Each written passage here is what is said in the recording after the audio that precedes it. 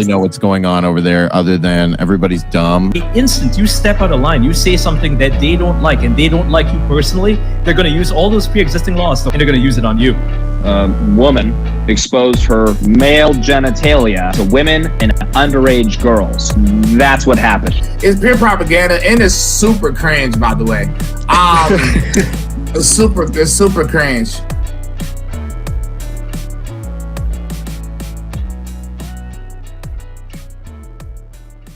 Everything is super cringe. Eric Butler, TatumReport.com. How are you, young sir? Absolutely amazing, and I am loving the new intro. It's amazing. Thank you. If only we knew who edited it. I have no idea. Let's jump into it, Eric. Compulsory vaccination for everyone likely coming soon in Canada. What a great time to be alive. As reported by my guy, Dakota Christensen from Rebel News. The health minister, so he's top head honcho, stated that while rapid test masking and social distancing are important tools, they won't end this crisis. This crisis that we're obviously not in anymore. Nobody cares. Numbers are way down. Sure, transmissions are way down. They even announced when they put us back in lockdown a couple weeks ago that the hospital stays, people are usually out in the same day as opposed to 3 or 4 days before, because people are so afraid that they're coming to the hospital if they test positive, after, of course, the government sent out, hundreds of thousands of tests home with people. So they're just showing up to the hospital and wasting everybody's time and being sent home. That doesn't matter, though. Forced vaccination will be the only way, Dakota writes, and he's a good writer. He's one of our staff writers. Mandatory vaccination for all vaccines is likely coming for all citizens. See, I'm even calling ourselves vaccines now. We're all human vaccines. You're actually a human virus. You are just a walking... That's true. You're just walking sickness. Like how hardcore leftists call, fetuses viruses or leeches on the system, whatever you want to call it. Parasites. Exactly, right? Let's get our faces on there since we're so handsome. When asked about the possibility of mandatory vaccination, Canadians do close in French. I personally think we'll get there at some point. See, this is the Canadian thing that they do. The Prime Minister does it as well. A lot of the federal politicians, in order to take office, you need to be bilingual in English and French. So whenever they have something very bad to say, they say it in French because they're technically allowed to give an answer in French if they want, even whether they're asked in English or not. And they tend to say the bad things in French because it'll get way less coverage and translated falsely. And they can be like, oh, it's a bad translation, blah, blah, blah. He added, I see it coming personally. Not now. I don't think we are there yet, but I think decisions need to be had about mandatory vaccinations because we have to get rid of it. Personal understanding of what we see international conversation with health ministers. So he's just admitting, Eric, that he's talking to, his fellow globalists and we're just making a plan. We're just trusting the plan, I think, is what he's trying to say. Trust the plan. Okay, so my first question for you is, what is the split about as far as the language? Are we talking like 50-50? Like most people are bilingual? No. Like most people speak English 70-30? Or if you had to guess? As a person who is allegedly French, my dad's from Quebec, it's like 90-10 English. Now, Quebec's got it. We can get the actual population of Quebec. I can get that because we're about 37 million in Canada population, which is barely bigger than Australia if you're counting. It's like 27 million there. I mean, that's like Texas. I don't know what the population of Texas is. I shouldn't have said that, but America's a lot larger. I guess it's the 8.6 million is the latest Quebec population I'm reading. So what we've got here is what? Almost a third, a little less than a third, 8, 16, 24, 32, 40, a fifth. Between a fourth and a fifth of people are French. And there's some people in another province, New Brunswick, which are French, and they kind of have the same French as like Louisiana, Acadian. That's where the word, fun historical fact, Eric. Cajun, like the word Cajun for somebody in New Orleans, is actually it's actually a slang for Acadian. So they're a Cajun or a Cajun. Fun fact. Okay, so most people in Quebec, every day. Yeah, exactly. Most people in Quebec speak English anyways. The rural people, like one of our cameramen that we have up in the northern sector of Quebec, he barely speaks any English. But when he speaks better English than most people would speak French, just because out of necessity, out of the things they're watching. So, to answer your question very long-windedly, they still speak most of them speak English. They want you to try to speak French, and if you if you try, they'll appreciate it. But they'll of course try to speak to you in French first, even when they know you speak English. Well, It's a snobby culture. I was just asking because you said, okay, well, they kind of use the French to like weasel in things that Right, are right. awful. So, okay, that makes sense. But it's just a little strange, or maybe it's not strange. Maybe it's totally predictable that the more we learn about this, right? This is not March 2020 anymore. This is January 2022. We are going into year 3 of this. First of all, emergencies typically don't last 3 years or 2.5 or whatever you want to say. That's just a fact. It's not an emergency at that point. It's just a way of life. And that's why I kind of compare it to this climate extremism, right? They've been screaming about that since we were both kids, and it hasn't gone away. So it feels like that's just how it's going to be. We're going to have to learn to live with these people telling you that you're going to die every single day. And I got news for them. Yeah, we're all going to die. Okay. It's a sad fact of life. It's going to happen. They want you to think that if you don't do everything that they say right now, then you are going to wake up dead tomorrow. You know what I mean? And why is it that the more we learn, the more the stupider they think we are?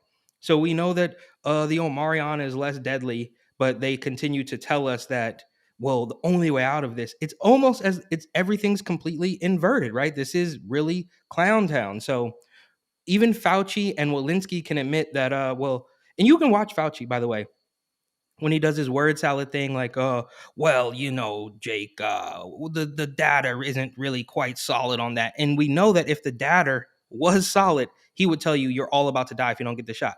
So him saying going on TV constantly once a day and saying these word salad things, as we learn more and sorry, I'm getting off track here, but James O'Keefe just posted something about how he's gonna publish new documents about Fauci that we've never seen, as though it matters. We all know it's fake, right? We can keep, publishing these bombshells, but nothing's going to change until what? I mean, I have a couple ideas of how it might stop, but I don't want to get us banned off YouTube. So the point is, why are these people going into year 3 saying, well, I think mandatory shots are the only way, as if we can't see them? They think we don't have the internet. They think this is 1983 and there's no internet and we can't just look up all the info. How stupid do they think we actually are? And again, just to bring it full circle, and this is the last thing I'll say on this, is maybe this will wake up some more people, but probably not. I see. You still have hope, young grasshopper. I've been watching a lot of. I rewatched all 3 Hobbit movies last week, and I have to tell you that I'm leaning more towards immortality with the elves. There's so many. I have problems with the Hobbit series. I've never seen any of those, so I can't weigh in on any of that. Other than the fact that they're just not as good as Lord of the Rings because they just have like one storyline going the whole time. A lot of it just doesn't make sense. Like, this dwarf leader lets so many people get slaughtered before he comes out of his psychosis. He could have saved thousands of lives. Oh, that's Fauci. Exactly. It's what's his face. It's Cuomo as well. Everybody, every Italian New Yorker, your favorite accent. But you might be asking, Eric Butler, Canada, at what point do you just stop dealing with all this? Canada, at what point do you just say, hey, you know what? We're on boosters now. We're on lockdown number 85. What's the matter for you, huh? If we're Italian. But, last week I made a claim of 2 million people got boosters. I was shut down by a fact check on some sort of website. I was like, this seems out of date to me. It was 200 something thousand. Andrew says was right, and I'll bring it up right now. It's actually 4 million doses as of 2 days ago. Right here, you can see 4 million Ontarians. That's 4 out of 10 million population, and that's people who are not children. So what's that? At least half of people. How many children? I don't know how many there are, but at least half of people, I'm going to safely estimate, probably 60% of people have said, you know what? I got 2 doses already. I'm going to go ahead and get a third one and then get locked down again. And then the schools are closing. And my friend with 2 kids says they announced on Friday that they're going to open the schools on Wednesday, 2 days late for some reason. I don't know why. And then they announced on Monday or a Tuesday that they're pushing it back by another 3 weeks. And he's like, how are we supposed to deal with that? Parents can't change their schedule that quickly. That's insane.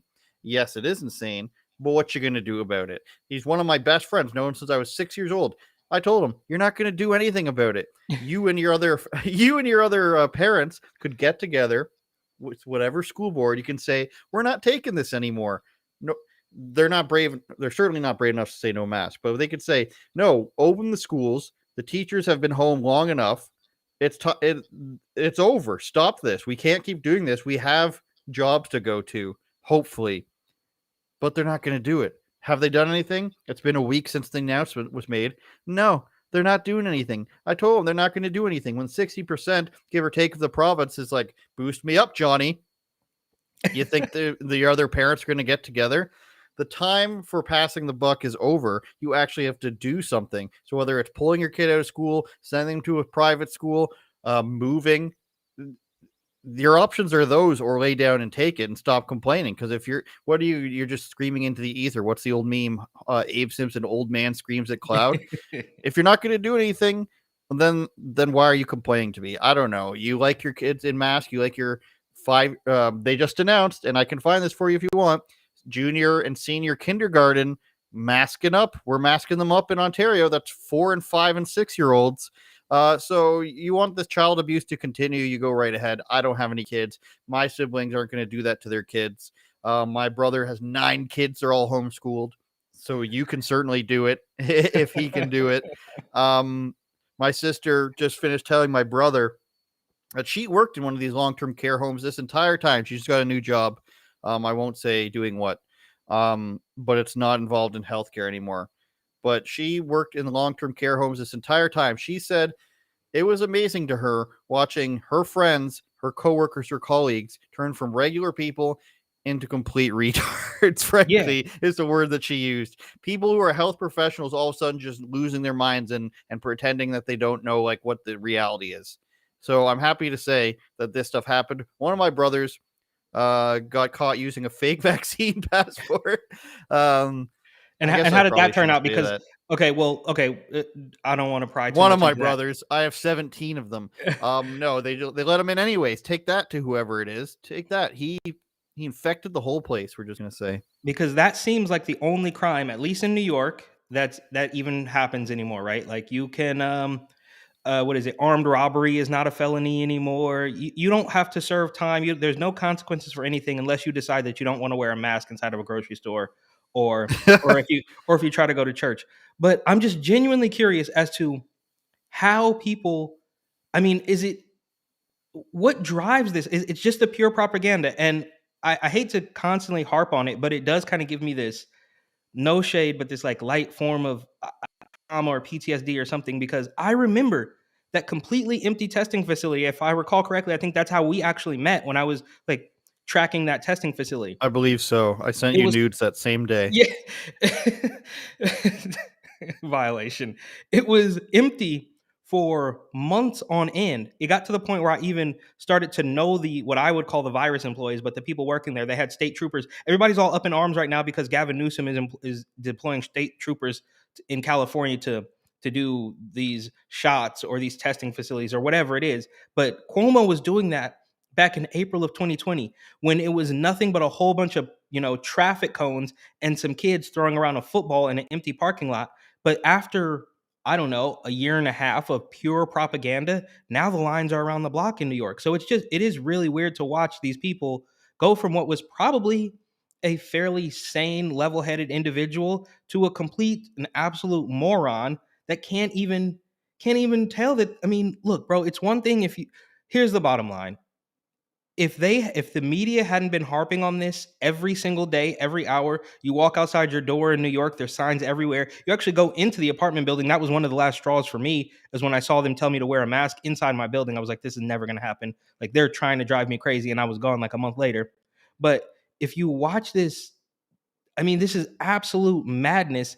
And again, just to, I guess, bring it full circle, the more we learn about this, the deeper they dig themselves into a hole. So now we know everything is less deadly than it was, and CNN's not using the death ticker anymore. Now we have to tell them that, mandatory shots are really probably going to be the only way out of this. It's like, it's over. It would have been over if you didn't keep talking about it. And we see the exact same thing with racism, right? Like, well, isn't what was the interview that I saw with I think one of the Capitol police officers who was, all buddy buddy with Nancy Pelosi, and he's talking to like George Stephanopoulos or something. I don't know, don't quote me. Yeah.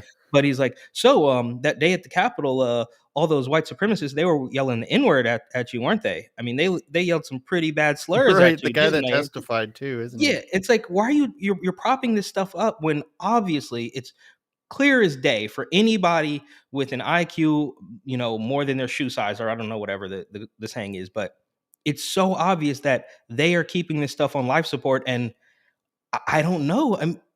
They say, oh well, the science is settled, but that's because we got rid of all the scientists who disagreed. I mean, it just keeps going on and on and on. So I can only think of maybe one or two ways that it ends, and both of them will get us banned from here. So I'll refrain. It was so refreshing to speak to my brother on the phone for 30 minutes and hear him say, this is all like, because I used to disagree with my brother on a lot of stuff politically, but he's saying that he didn't get it, and he's had enough of all this, and he's mocking everything. My brother, who didn't usually pay attention, like he was sort of the type of guy who's like, there's no point to pay attention to politics. I've made up my mind. He's telling me about the Biden clips he sees and all this stuff because he's had enough. My sister's out there not giving a crap. And I talked to John Doyle and Vince Dow last week. We're back from the Christmas break. I just feel so re-energized to be above the narrative. I am the narrative now. Everybody's starting to get it. Who wants to get it? In terms of intellectually. And you can go out into the streets of Toronto and drive. I'm driving to work. You can see people with masks on in their car. I'm laughing at you. You're standing at the bus stop alone. I'm laughing at you. There's no need to even like participate in any of it. There's no need to try to convince these other people. It's at the point now, if you don't get it, you're the stupid person in the room, in the part of the party, wherever you are. You don't really have to explain to people. Now, what did I see? I saw my guy Anomaly on live stream last night saying, and he's coming on my show soon, saying, Oh, he was with Mark, right? Was he with Mark for NY? Mark Shuskevich?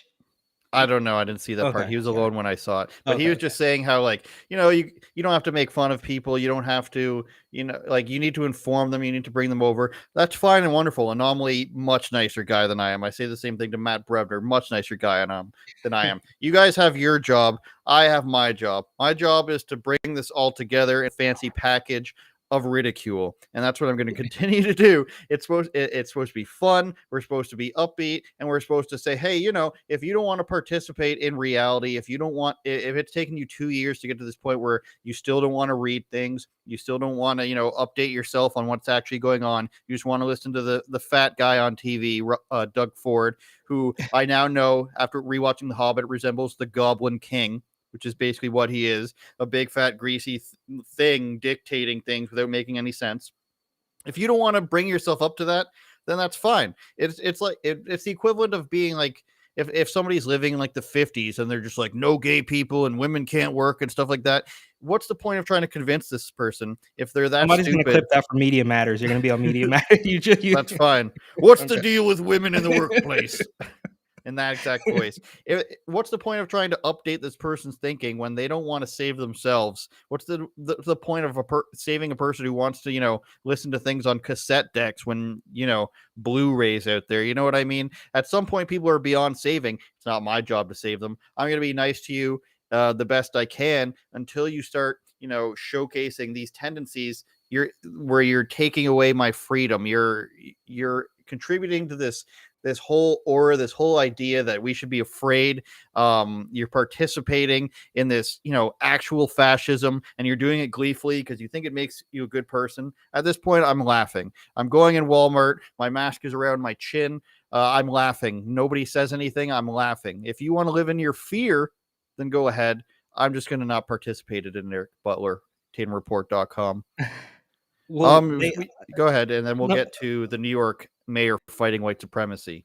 Oh yeah, okay. So just really quick, I think it's clear that they would not hesitate to ridicule you. We saw that. I mean, especially in the Trump era and the Rona years, of course they're going to ridicule you. So I don't see what the real problem is in throwing it back a little bit. I'm not saying go out there and act crazy and just play right into the the stereotype of what they think somebody who is, I don't know, right wing or conservative or whatever buzzword they want to use. Don't play into that. But it's clear that they would ridicule you, and they actually have made a point to do it. You can run the tape of Maxine Waters or Hillary Clinton. We can't be civil. Get up and make a scene. So that much is clear. So I don't really see the problem with at least standing up to that. You know what I mean? It's like you don't have to start things, but you can certainly finish them, as far as I'm concerned. And lastly, they have no interest in reality.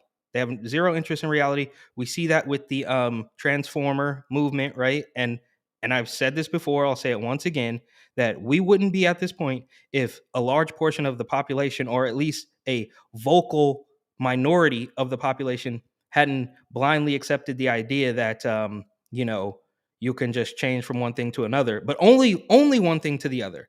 I can't be, you know, a 45-year-old billionaire. I can't identify as Jeff Bezos, right? But I can identify as a woman and then hop on the girls swim team. So the point I'm trying to make is they have no interest in reality anyways. And I think that the precursor to where we are now is the elimination of reality by way of this uh, this transformer movement. I know it sounds like a far stretch, but I don't think it is, and I don't want to say the wrong things so we don't get kicked off Twitter or YouTube or whatever it is. But hopefully you're picking up what I'm putting down. Anyways, we Have can move you on to seen- Eric Adams. Yeah, but have you seen this update on the Penn State transgender swimmer? Oh, yeah, and I had to I have read a it, like, meme of it. times to I make have a sense meme of of it on my Getter page. Shout out to the people watching on Getter. And I'll be talking to two people from Getter this week. So stay tuned to that. But this is on my Getter page. I saw the clips from the actual race, the freeze frame from that, but Penn's transgender swimmer, which is this bloke right here, lost to Yale's transgender swimmer in a hotly contested women's Ivy League 100 meters. First of all, the fact that it's Ivy League makes it somehow better, because this is otherwise like this is Yale's swim team and Penn State swim team, the Quakers versus the Boilermakers, or whatever Yale's team is. But so that's a woman who's transitioning into a man. So this person's testosterone levels are probably way higher through the roof than the transgender guy who's becoming a woman, because his are coming down to woman levels and his are going up to male levels, and that's probably why he destroyed he. Wait. Okay, I'm stupid. Okay, I'm a little retarded. All right, so this lovely handsome young woman on the left with the red shirt, Yes. that is the former male turned woman. That's the one who competed for 2 years as a male on the men's swim team, took a year off, then came back and then shattered these records by 38 seconds and started beating people, like literally lapping them, okay? But competing as a woman. And then we have this other handsome young human being who is a woman transitioning into a male, but they are racing both as women. I mean, Correct. how did they cross paths? If you're transitioning into being a man, then shouldn't you be racing the men? Well, I guess you can choose, but at this point, I guess she's not a man yet. Okay, because that's what I are you expecting this to make sense, Eric Butler? Well, I'm telling you, when I saw it, I literally read it 3 times. Because look, you're scrolling through Instagram and you're like, oh, whatever, I don't care. Like, I'm, you don't even know what you're looking for at a certain point. But that's not the point I'm trying to make here. So I read it and I'm like, okay, I guess that makes sense. But when looking at it just right now, I realized that they should have never crossed paths, if you think about it, because Thomas is competing as a woman. So? Thomas is competing as a woman, and then the Yale swimmer should be competing as a man. So how did they even cross paths? I thought you told me that this doesn't exist. Okay, you know what? Let's talk about Eric Adams. All right, Eric Adams. Like the mental gymnastics and the pretzel that my mind is bending into is just enough. Eric Adams is what? So this is his brother talking about, the mayor of New York City?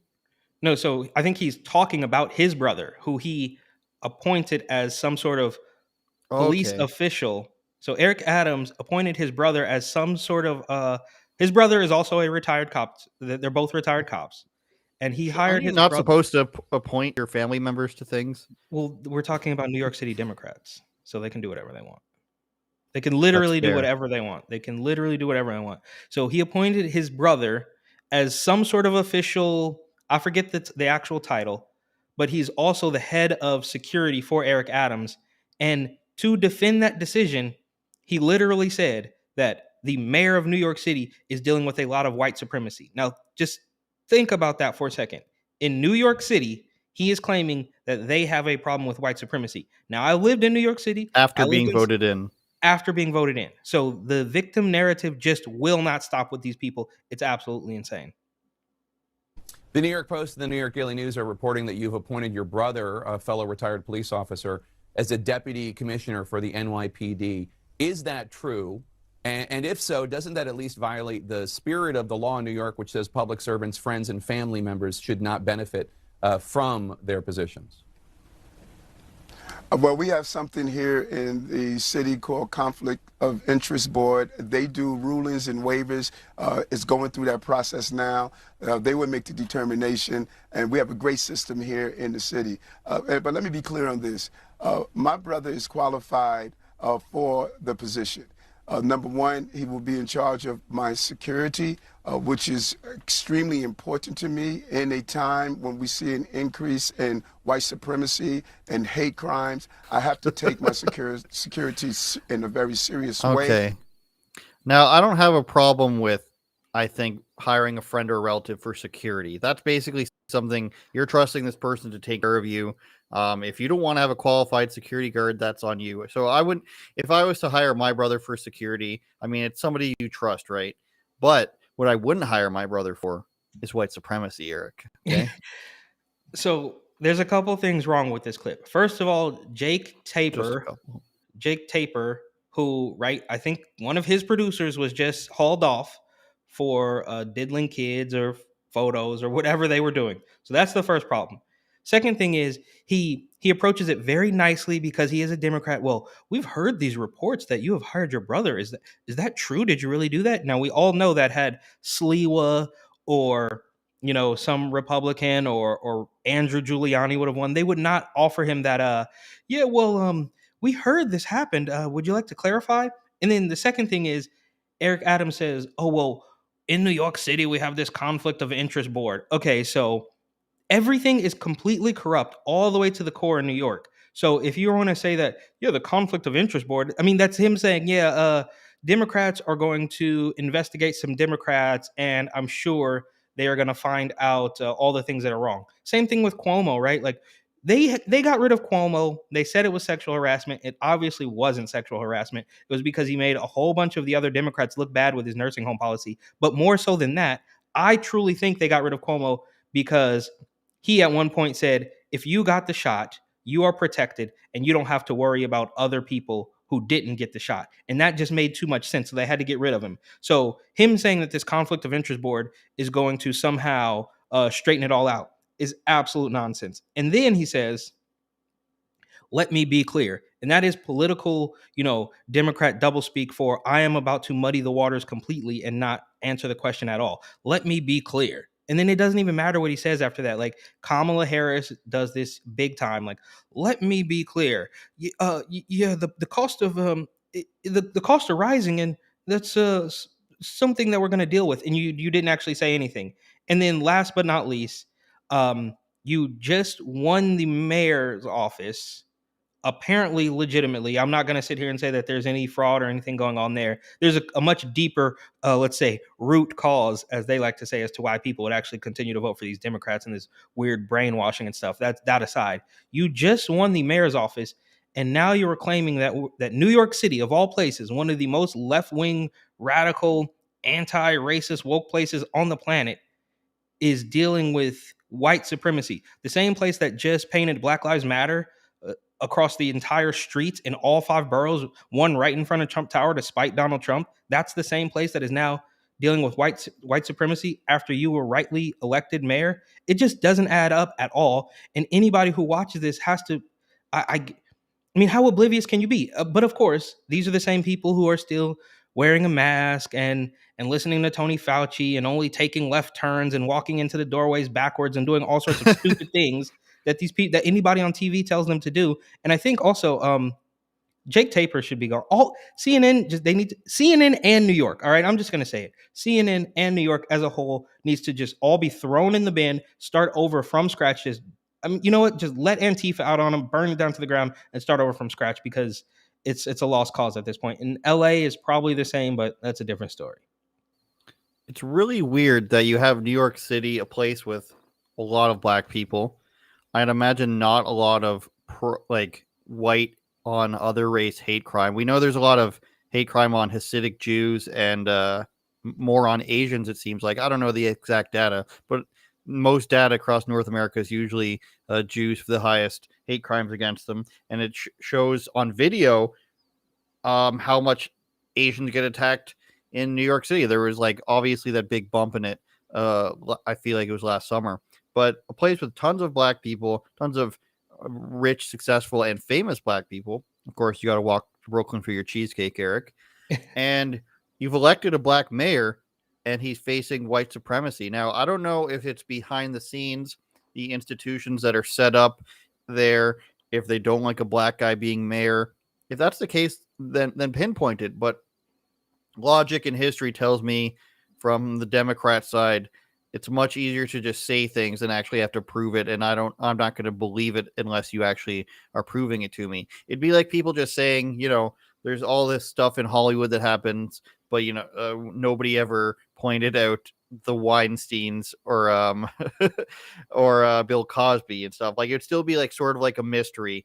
And maybe there's people in New York City that know about it and don't speak up about it, but I highly doubt it. I highly doubt that it's anything to do with other than him being a Democrat, because he's come out and done very Democrat things.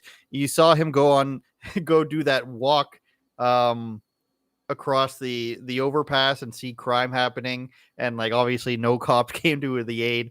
The subway, like these are not products of white supremacy. These are products of Bill de Blasio being like the worst mayor in our lifetime. I wasn't around for who was it before Dinkins? I don't know. Do you know? I don't know who was before Dinkins, but I know Bloomberg was before de Blasio. And Giuliani. And Giuliani was before Bloomberg. Yeah. And Batman and Superman were in there somewhere, I guess. And Dinkins was before Giuliani. Right. But on this Seinfeld, they mentioned that. yeah, this is it's just insane. Eric Adams knows that he can say that because people like Jake Tapper, whatever, on CNN aren't going to do anything. That's his cover. That's the whole point, is that he can go there and say that, and then people will just believe it without thinking about it for even a split second. They'll just say, oh, yeah, everything's racist. Meanwhile, they all live in New York, and they march for black. Dude, in Williamsburg, where I used to work, I used to call it Antifa-stan. Now, a friend of mine called it Black Lives Matterville. I called it Antifa-stan. But the point is, they are so far, they don't realize what's actually happening. It's complete, I hate to use the term brainwashing over and over again, but I can't think of a better term for it. They're marching down there once a week, and then there's a pipeline that they're protesting. There's always something that they're protesting, and then they just go back into their $4,500 a month apartments and work for Google or something. It just doesn't add up. And people like Eric Adams, and same thing with even Andrew Yang, when he was running for mayor of New York after he failed as a presidential candidate, he just said, "Oh yeah, it's racist against me too." And I guess I would give him a little bit more of a pass, because there were the wave of Asian hate crimes. And it's also very strange at how we have literally gotten to the point. I was looking at some article about some thugs who robbed a guy on a subway platform or something. I think it was also from the Coronavirus NY Instagram account. But it was very funny because they say the suspects are 3 guys in their mid-20s. I'm like, is there anything else you want to mention about them? Is there any other identifiers that you might be able to say that could help you catch these guys? And they know exactly what it is, but they won't say it, because no matter what happens, a black person can do no wrong. I might just go rob a bank after this show, because nothing will happen. San Francisco, let's just as long as it's under $950, they won't come after you. I think we have some more COVID hilarity on the ticket. My guy Louis Brackpool, Rebel News UK, verified. There was some weird day where they verified a bunch of Rebel News people, and it seemed like a big mistake. Did you get one? No, No, the guy who wrote the other article, Dakota, says the internet hates me. I can't be verified on anything. You got verified on Getter, no? That's because I got in. I started talking to them like from ground zero. Essentially, it wasn't. Let's just say it was an artificial verification. But Lewis has one. Drea has one. I think Adam has one. So a bunch of people that are like newer have them, and I'm stuck out here. I'm not sure if there's like our writer Dakota with less than 1,000 has them. I sound salty because I am, but it is what it is. Sajid Javid, the UK Health Secretary, gets schooled on antibody protection and their policy to fire unvaccinated NHS staff members, which is the National Health Services. So we have this DL'd for you, and let's take a look. And I'm pretty sure it's the health minister talking to a nurse, and he gets like a little bit wrecked on antibodies and natural immunity. For the new rule to require vaccination of all NHS staff. I'm not happy about that. So. You're not happy about it, tell me. So I've had COVID at some point. Yes. I've got antibodies. Yeah. I've been working on COVID ITU since the beginning. I have not had a vaccination. I do not want to have a vaccination. The vaccine's reducing transmission only for about 8 weeks with Delta. With Omicron it's probably less. And for that I would be dismissed if I don't have a vaccine. It's not, the science isn't strong enough. That's your views. And your views? Do you have any view on that? I respect that, but there's also many places I agree with different views. Yep, other views. Yeah. But Yeah. and there's another colleague who's also in the same position. Yeah. Yeah. No, I understand that. And obviously we have to weigh all that up for both health and social care. And there will always be a debate about it. But maybe there's an opportunity to reconsider with Omicron and the changing picture, or at least to nuance it and allow doctors who've had antibody exposure, who've got antibodies, who haven't had the vaccination, to not have it, because the protection I've got from transmission is probably equivalent to someone who's vaccinated. Yeah, but at some point that will wane as well. But if you want to provide protection with a booster, you'd have to inject everybody every month. If it's worn off by 2 months, if the protection's worn off for transmission after 2 months, then after a month you've still got a bit of protection. So if you want to maintain protection, you're going to need to boost all staff members every single month, which you're not going to do. We take advice on how much you may need, but it's not going to achieve a practical benefit. Well, we take the very best advice that we can. From the people that are vaccine experts. The vaccine experts. You're in charge of health for the entire United Kingdom, some 100 million people, and you've never even had this conversation before, and we know that you don't have any actual answers. His only thing was like, well, your natural immunity wanes. It's stronger than vaccine immunity, and the vaccine immunity also wanes, probably in a shorter amount of time, as this guy stating it's 8 weeks if we trust him. We know that natural immunity from getting it lasts longer, and it's also, if we can go back to the original Israeli study that everybody cites, at least 6 to 13 times, I believe it is, stronger. So this guy's never had this conversation before, or else he'd have some sort of rebuttal for that. He's never been in a position where he has to face a countering, argument, which is the exact problem with every politician these days. They're so sheltered and of a privileged class, Eric Butler of TatumReport.com. They don't have to actually face anybody he's like, oh, this is one opinion. And then he turns to the other people who are probably too afraid to say anything, but probably agree with this guy. Like, oh, any other opinions? No, back to this guy, I guess, because he wants to keep talking, and he has nothing to say. What's your reaction to that? Well, first, I thought it was funny that Lewis, right? He says he's surprised that Sky News posted that, which I was under the impression that at least Sky News in Australia was actually pretty based, right? That's just the first thing. Doesn't really have anything to do with the argument, because those guys from Sky News Australia have been, roasting Joe Biden. And then secondly, the mask theater. I mean, I get it. You guys are in a hospital, But it's just like they drag this on and on and on. And now we've all been told now that the old mask you were using, the little blue pieces of paper, are not good enough.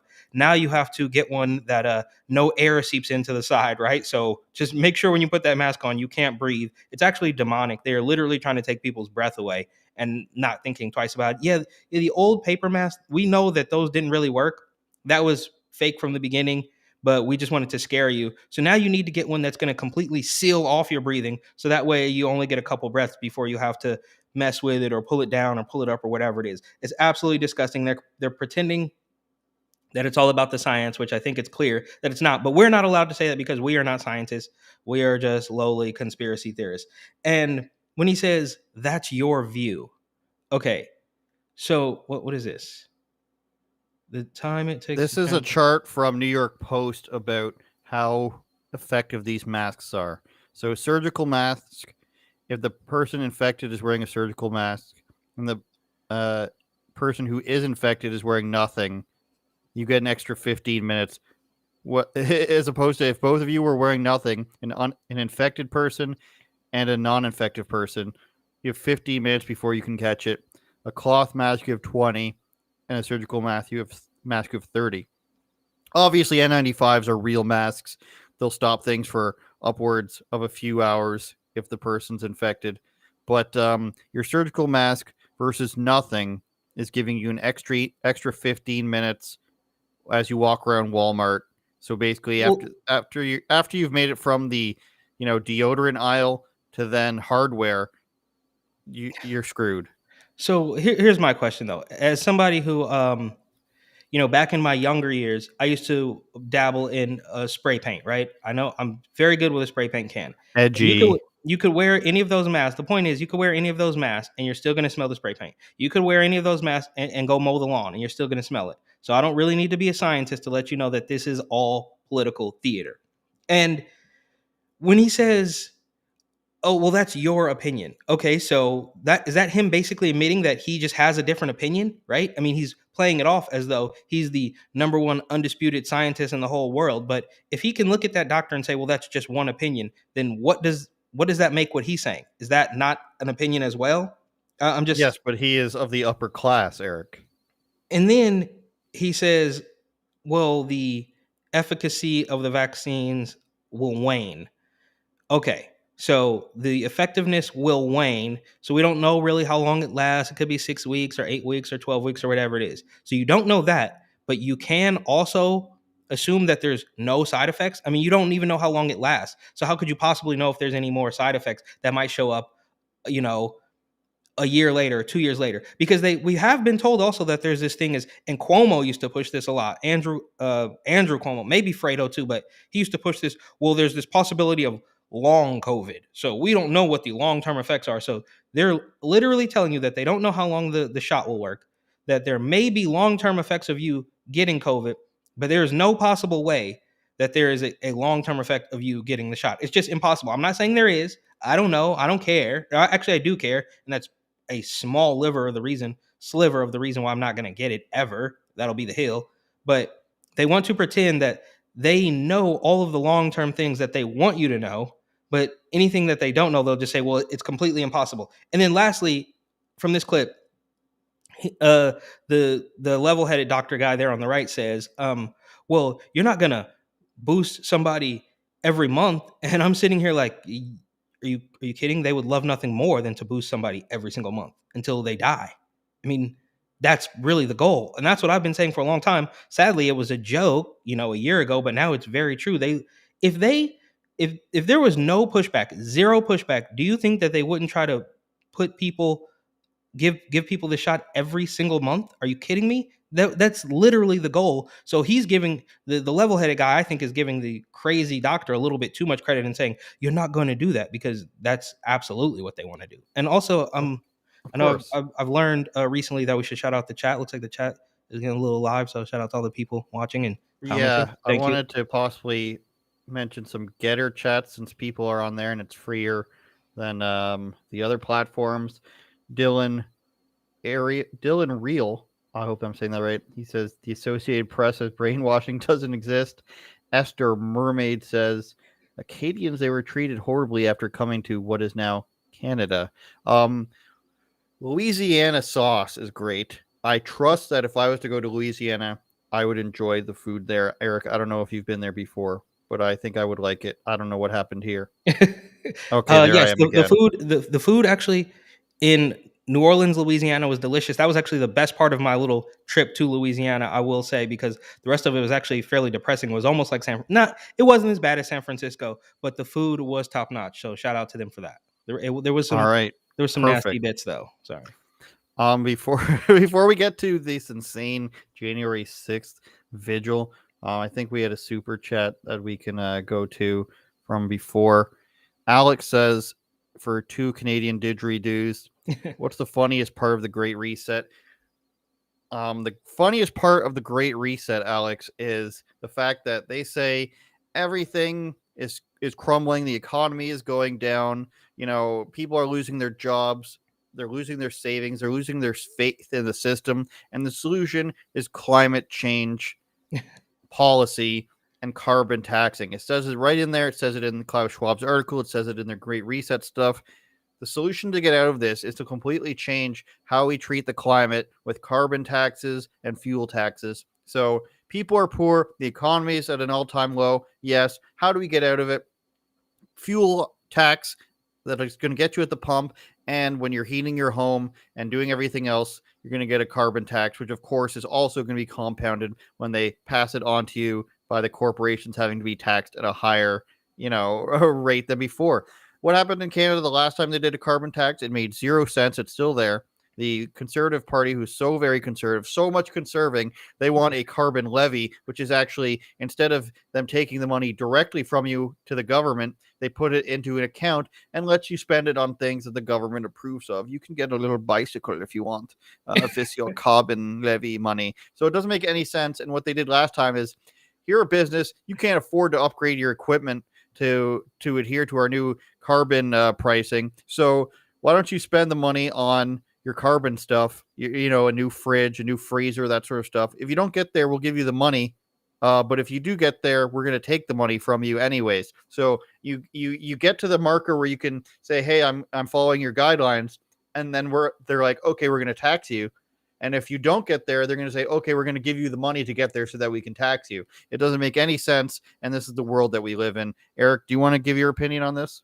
Yeah, just really quick. The funniest part is that people were pretending that it wasn't even real when there was literally a book written about it. They're telling you exactly what they're doing, but you could turn on CNN or MSNBC and they would just call it a right-wing conspiracy or whatever, any sort of buzzword that the mainstream media uses to disqualify or belittle anybody who's actually thinking critically about this. So the point is that they literally told you, Klaus Schwab or whatever, the World Economic Forum, wrote a book about it, and we were still told that it's not real, but it's actually happening before our eyes. And maybe that's not funny at all. Maybe that's really sad, but is what it is. It really is what it is, Eric. So January 6th, of course, it's like they said themselves, it's 9/11, it's Pearl Harbor.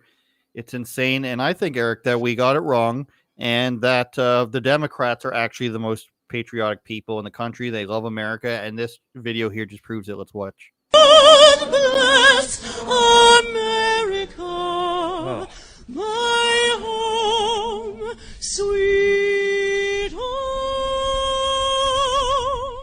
God bless America, my home, sweet home.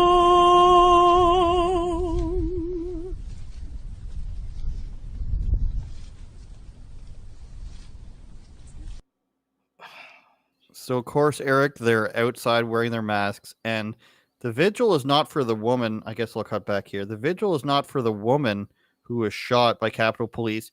That's its own story. Let's not even get into that today, whether you think that's right or wrong. But it's for what? The police? Is it for the police that let them in? Is it for the police that got into fist fights with the rioters? Is it for the groups led by federal authorities? The 3%ers, Proud Boys, and the Oath Keepers, all Fed led by Boys. feds, Yeah. all feds. Who is it for? And then secondarily, since when are the Democrats they're trying to play up this whole patriotic thing? Like, we are 5 years down the vortex of America's a terrible place and it's racist, no borders, no wall, no USA at all. We're 5 years, maybe 6 now into that, and all of a sudden, oh, America, God bless America, I all of a sudden care. Like, Yeah. what is going on here? Well, it's And then we got this article. You told me that they had the cast of Hamilton there. yeah. It's all okay. You know exactly what it's for. Look, so obviously they don't care about law enforcement. They don't really care about America. This is just their clear political game. So this way, the more that this looks like an insurrection and a violent insurrection at that, they can get rid of Donald Trump because clearly he is still a threat to them. Now, I think there's a lot of people on the right who are angry with Donald Trump, of course, because of the farm mafia juice and all that stuff. They still don't. They're angry at him now, but this is a way for them to make this all about the insurrection so that they can build it up to be as awful as humanly possible, blame it on Donald Trump, and then find some obscure law or some obscure rule in the Constitution and say that he can't run, which again is kind of funny because they don't care about the Constitution any other time until it works in their favor. So it's But just wait a minute. So they've got this guy from the musical Hamilton, not there to sing or anything, not there to do anything other than appear on camera. And the significance is what? They're in a play about a historically significant period of time, and that's supposed to be special. That's like saying, like, on Christmas, let's get the guy who played Jesus in the Passion of the Christ to speak via webcam, and this is supposed to be meaningful well, because somehow. the virus is still very scary. So we can't have people in person, especially not indoors, because that's too dangerous. So we're going to get Well, these people. Dude, But what does that have to do with anything? Like, what do them speaking have to do with anything? well, why is Eric Adams facing white supremacy? None of it makes any sense. They just link these random things together and try to trick you into believing their weirdo policies actually work. None of It it makes looks any sense. it looks like they sing on camera. And you know what But this reminds me of my is God. it reminds me of, remember when the San Francisco Gay Men's Choir was singing that they were going to How could I indoctrinate their forget? children? Yeah.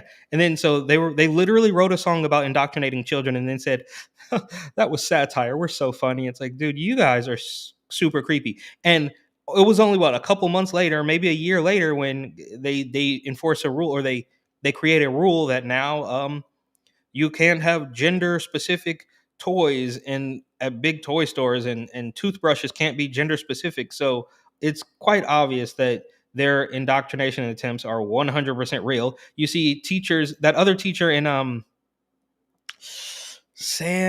don't know. It was in California. I think it was actually in the Bay Area, Northern California. Don't quote me on that, but the article is out there. And she was caught attempting monitoring the kids' online usage so that she could indoctrinate them into the LGBT club on campus. And then she got, she got put on administrative leave or unpaid leave or something after she got caught doing that. And then said, "Oh, well."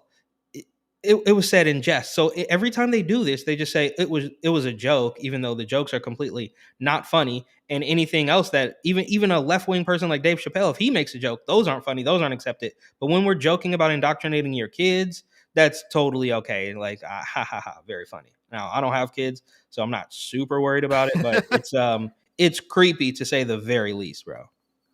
Well, this might explain what's going on here. Somebody put this out the other night. Misinformed is the guy who tweets out all the Rogan clips, like he did from the guy who got banned from Twitter, the doctor. Yeah. Joe Rogan Experience, 11 million views per show. I don't know what the timeline is on that, because I'm sure you could go back and find a lot. But if it's from Nielsen and Spotify, it's going to be quarter three. I should have read the whole thing. Q3 media ratings 11 million per show, so that would be whenever Q3 is. Tucker Carlson, Hannity, and what they cut off here was The lefties. MSNB. There was one more, I think, below here. Greg Ingram, I Gutfeld, think it maybe. might be Ingram. Oh, or- yeah, Laura Ingram, you're right. Yeah. And then it went to Rachel Maddow, and then all of CNN, and then the rest of MSNBC, because they can't get a goddamn thing to be shown to their people. It's sad. It's very sad. You can look at so many other places.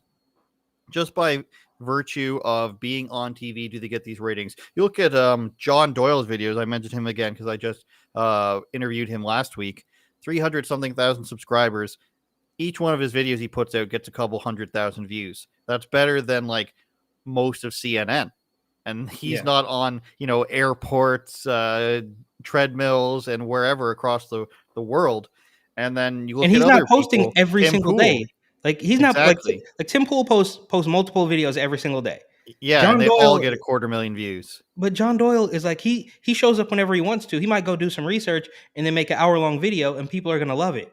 He doesn't have to be on the hamster wheel every single day making a video and trying to beat people into submission, because the ideas, for the most part, make sense. I don't know everything that John Doyle says, but from what I've seen, he seems like a pretty level-headed dude. And I just wanted to ask you really quick, Doyle and Vince Dow, were they debating? Do they not see eye to eye on something, or are they basically saying the same thing? I'm just curious. They were mostly saying the same thing, but there were disagreements on like should Trump come back, and there were some disagreements on I think another thing, but mainly what we talked about is like sort of the boomer delusion and the idea that we should keep trusting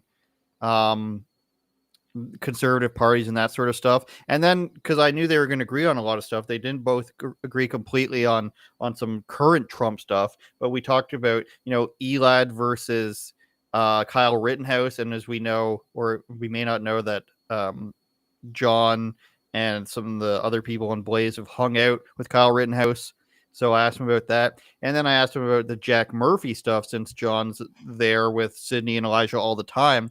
So John was a little bit more politer because he's there, but Vince was much more harsh to this Jack Murphy guy. So it was interesting. John said I was asking for brother wars to get them to disagree. So, you gotta. I have a problem, whereas I'm not afraid to. The word maybe not afraid. I'm not shy, and I don't care about maintaining positive relationships with everyone. There's like people that I trust and that I'm loyal to. Otherwise, I'm throwing my premier under the bus. I'm throwing every local politician under the bus weekly, because if you're going to be a fake person, then I'm not going to respect you. I understand the merit, but my point is that we did have a good time, and there was some disagreement, and also it's good to get John's inside information that he can give about Kyle Rittenhouse. He says, trust the Kyle Rittenhouse plan. We can bring it up here. That's the name of the episode. Trust the Kyle Rittenhouse plan on Andrew Says with John Doyle and Vince Dow. Now, free version comes out today. It might already be out. Point is, extra segment at the end, and we talked about Twitter and Getter, and the reason why we talked about that is because Elijah Schaefer is having problems with them, and a whole bunch of other stuff's going on, and I'm going to be interviewing 2 people from Getter next week, and we'll see what happens there. I don't want to they're so nice to me. I don't and I'd like to say that some of them are my friends, but I feel like I need to ask them some of this stuff, so I'm going to do my best to work it in there. And I see the chat now. Somebody's saying he's going to have to get killed in order to get the vaccine. I don't know about you, Eric, but that's my friend, writer Dave from Rebel News. That's his stance. He's like, I'll get the vaccine when they come to my doorstep and put a gun to my head. Yeah, well, it's going to be one of us. Somebody's going to have to go. That's the hill, right? I mean, I don't know. I guess it is. I can't say if it's me or if it's them, but somebody's going to have to go. Yeah, there it is. That's a great book there. There it is, Barnes & Noble. We don't have that in Canada. If you want it on Amazon, that's how I got it. It will ship to Canada that way. This January 6th stuff, Eric, it's just Charlottesville 2.0. You've got one death. This time they don't even want to talk about the death. And, it's the greatest travesty to ever happen since Pearl Harbor, you guys. Yeah. New York, Gotham City, 2020. Gotham Unglued. Tatum Report, do we want to shout it out? What's going on there? Do we want to talk Yeah, about it's pass. We'll talk about it next week. pass? I do want to say Something- just really Yes, quick go ahead. though. Just really quick. I don't know if you actually read the article by Jack Murphy, but it's creepy. All right. And it does beg a lot of questions. I didn't know too much about the guy, but it seems a little bit strange that he's playing himself up to be. And I guess this is what everybody's saying. It's news to me because I didn't know much about his personality before he blew up on Sydney. But he has this group that he's charging guys to be in, and it's completely opposite of what the story was. And in the grand scheme, the story just Yeah, it's like a gay group, isn't it? well, Don't worry. Far worse was said on my show, by the way. I just think Dildos and whatnot are his yeah. his videos and such. He's a complete phony. And for somebody who is a grown man, 5 years just isn't long enough to be like, I've changed. It's like, bro, you were 40 at that point. Yeah, that's what Like, I said. It's like all of a sudden you're completely changed. How fuck you, Sidney Watson, for bringing that up. That was when I was 41. I'm 45 now, and like, because the way he was talking about it was like at least a decade ago, or like no, in that his was 20s. 2016. It was 2016. I think like, it was. This is. Well, I don't know. I think it was 2018 or 2017. Okay, well, Regardless, it was the Trump years. era. It was the Trump era. It wasn't that long ago. So that's old news. We don't have to talk about it. I just thought it was really weird that this guy is whatever. And We'll like I equate it to like dating advice guys, like pickup artists, basically that. Like they're always losers. If you have to go to a pickup artist or a guy to tell you how to be masculine, it's a scam. It's not going to help you. Just, use common sense, basically. And you ever seen the last thing before we go? You ever seen the documentary called Shy Boys? It's like 25 minutes long. It's on YouTube. You should watch it. It's about like incels before that was considered like murder, essentially, before people wanted to characterize that. And it's literally about, it's just got some of the funniest characters ever. And like, they're pickup artists and they have their nicknames, and it's great. It's called Shy Boys. I highly recommend it. Wait, is it old? Like how long ago? It was before incels. Think that was a long time ago. Yeah, it was like 2010 or something like that. Okay, all right. So it's a good like quick watch to really get you confused and strapped into the world. Eric Butler, TatumReport.com. Yes, Andrew and we'll be back. News. We will be back. We didn't shout out any articles this week. We're in it's a bumpy road for the TatumReport.com right now, but we will be back and better than ever. I promise. Shout out to the viewers on Getter and Twitter. We're growing a lot every single week. I see a lot of people tuning in from the channel these days. Maybe it's time my channel gets revived like it was 2017. Maybe I start doing videos about things. Who knows? Don't really have time for that, but we'll see. I did a thing this week about the CBC in Canada put out a preview for one of their shows to battle against this white supremacist group called The Base, they're called. And then the clip they used as like an example of one of their undercover phone calls was actually a clip from a 2008 web series called Pure Ponage, where a guy's like obsessed with Counter-Strike. Oh my! And this was an example of the white supremacist group, which, by the way, if you go on their Wikipedia, says the leader used to work for the FBI and the Pentagon. Nothing suspicious about that, as they all do. Eric Butler. Thanks for watching, everybody. New graphics, new outro. Goodbye. Turn it up, Jordan.